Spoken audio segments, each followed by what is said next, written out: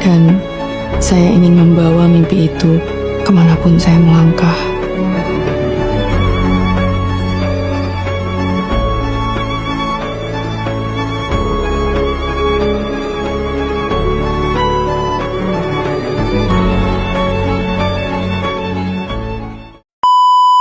Assalamualaikum warahmatullahi wabarakatuh. Kenalkan, nama saya Daniel Malik Ibrahim. Nama saya Putra Hari. Perkenalkan, nama saya Nafisa Oktaviansyah. Saya Nanda Catunaya Sumaryani. Saya Raisa Amara. Halo teman-teman, kami dari kelompok 4 akan memberikan analisis dari novel Gadis Kretek. Berikut ini adalah sinopsis Gadis Kretek. Raja, seorang pemilik bisnis kretek sukses di jagat raja tengah sakit keras. Dalam keadaan kritisnya, ia beberapa kali menyebut nama Jeng Yah, seorang perempuan yang bukanlah istrinya. Nama tersebut lantas menciptakan kegelisahan di antara ketiga anaknya, Tegar, Karim, dan Lebas yang merupakan pewaris kretek di jagat raja. Sang istri pun merasa cemburu mengetahui nama perempuan tersebut diucapkan suaminya saat memohon menuju ajalnya. Ketiga anaknya lantas memulai perjalanan mencari Jeng Yah di pelosok Jawa. Berpacu dengan waktu sebelum kondisi sang ayah semakin memburuk, pencarian tersebut membuat mereka napak tilas jejak bisnis raja, menguak berbagai rahasia di balik asal-muasal kretek di jagat raja hingga siapa sosok Jeng Yah dan apa hubungannya dengan raja.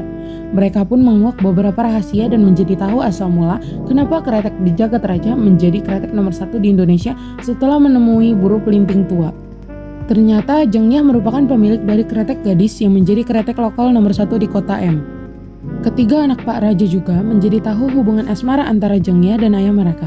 Gadis Kretek tidak hanya membahas mengenai kisah cinta dan perjalanan para tokoh dalam menguak tabir misteri yang menyelimuti mereka selama ini, melainkan juga menceritakan mengenai perkembangan kretek di Indonesia dari masa kolonial Belanda, Jepang, kemerdekaan Republik Indonesia, hingga zaman PKI. Lalu selanjutnya ada bagian struktur. Bagian ini terbagi menjadi beberapa bagian di dalamnya. Yang pertama yaitu orientasi. Pada bagian ini pembaca diperkenalkan dengan industri rokok kretek. Cerita ini dimulai menggambarkan latar belakang yang kuat dan mendalam, mengarahkan pembaca untuk mengetahui sejarah dan budaya Indonesia, khususnya terkait dengan industri rokok kretek. Cerita dimulai dengan pengenalan latar tempat di Kudus, Jawa Tengah pada masa kejayaan industri kretek di Indonesia.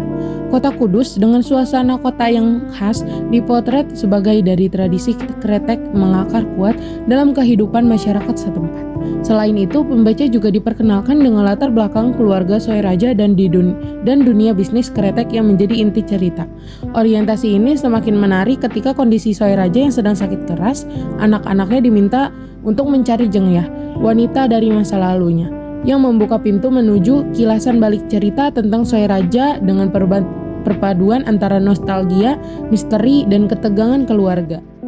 Selanjutnya, Bagian kedua dari struktur tersebut adalah pengungkapan peristiwa.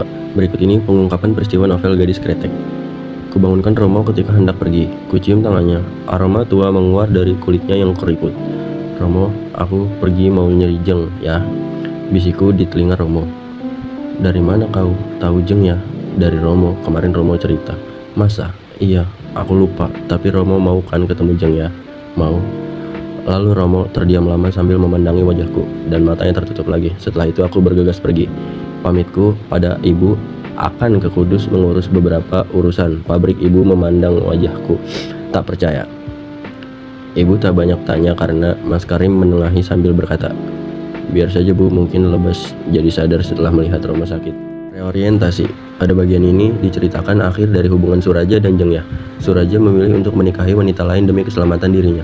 Meskipun ia masih mencintai Jeng Yah, surat yang dikirim Suraja kepada Jeng Yah mengungkapkan keputusan pahit yang terpaksa diambilnya. Meskipun menyakitkan bagi keduanya, pernah cerita tentang persaingan bisnis antara Rapak dengan Pak Jagat. Tak lama, Mas Raja juga menulis kalau Pak Jagat mengajak Mas Raja kongsi membuat nama dagang baru untuk kretek. Mendengar itu semua, yuk ya, senang.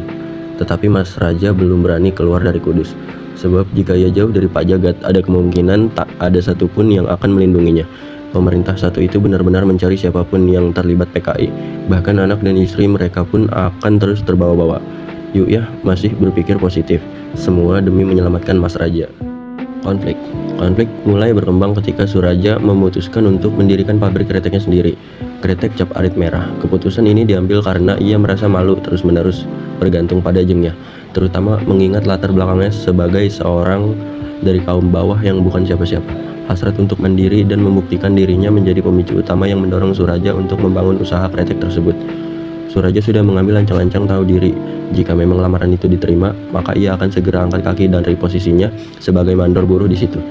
Ketika pemilik kretek Bukit Kelapa itu datang lagi bersama Sentot, putranya, untuk meminta jawaban, Jeng Yah menolaknya dengan halus dan bilang kalau dia sudah punya tambatan hati.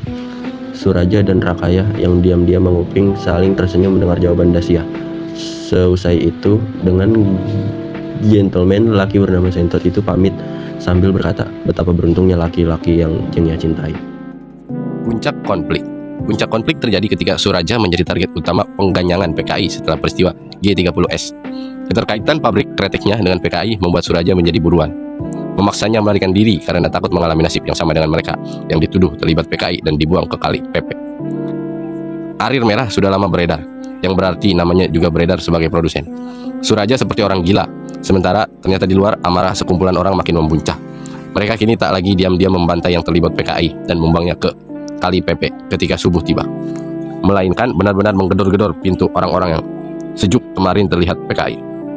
Tepat ketika Suraja hendak membakar sisa tembakau ranjang yang masih tertata di pabrik Arit Merah, ketika itulah ia melihat segerombolan orang yang marah itu menuju ke pabriknya dengan membawa obor. Koda, bagian akhir cerita mengandung pesan bahwa meskipun cinta dan hidup penuh dengan pengorbanan dan luka, kenangan dan cerita yang diwariskan dari generasi sebelumnya tetap memiliki kekuatan besar untuk membentuk masa depan. Cerita keluarga Suraja menjadi simbol bagaimana masa lalu memengaruhi kehidupan generasi berikutnya. Kenapa? Mas Tegar bertanya. Menunggu dan mungkin Jeng Yah mukul semprong ke kepala Romo waktu itu. Bukan lantaran cemburu. Ingat kan? Jeng Yah bilang kalau Jeng Yah satu langsung ingin pergi ke Kudus setelah mengisap kretek jagat raja. Kurasa Jeng Yah satu tidak datang dalam rangka cemburu dan ingin membalas dendam sebab Romo menikahi gadis lain. Kurasa dia cuma bereaksi yang sama dengan kita. Ketika kita mengisap kretek gadis itu, dia kaget sama seperti kita. Sebab kedua kretek tersebut rasanya sama, dan itu berarti cuma ada satu penjelasan. Jeng Yah satu sudah tahu kalau Romo membocorkan formula saus rahasia kepada Mbah Jagat. Yang terakhir adalah kaidah kebahasaan. Kaidah kebahasaan terbagi menjadi 8 kelompok. Yang pertama, verba material. Contohnya adalah, kamu udah lihat muka ibu, mau dibeleh. Aku spontan memegang leherku ketika Mas Tegar mengucapkan kata dibeleh. Kata memegang merupakan verba material. Contoh kedua, aku yang memelihara dia sakit.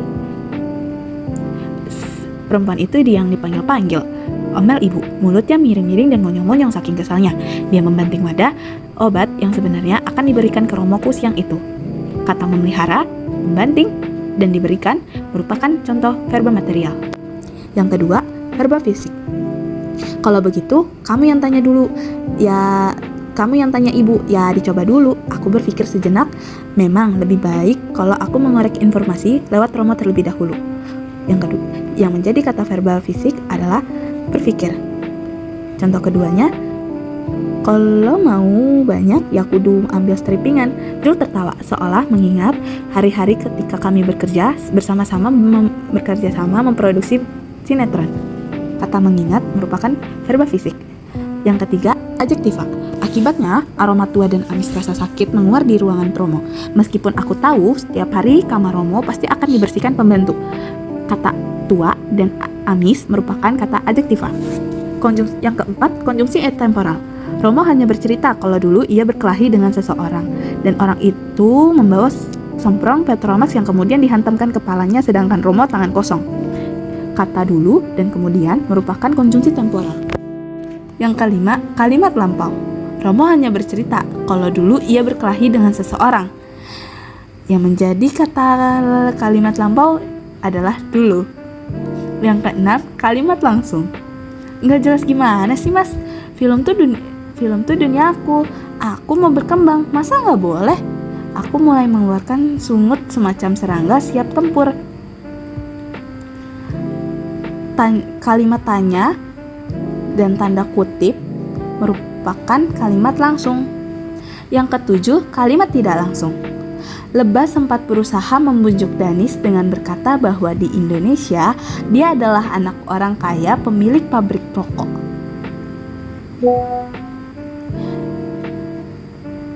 di kalimat tidak langsungnya adalah berkata. Yang kedelapan, kata ganti orang ketiga. Contohnya, 3 hari Idrus Maria di situ. Ia nyaris seperti gembel. Tadinya ia ingin menyewa kamar penduduk. Yang menjadi kata ganti orang ketiga ialah ia.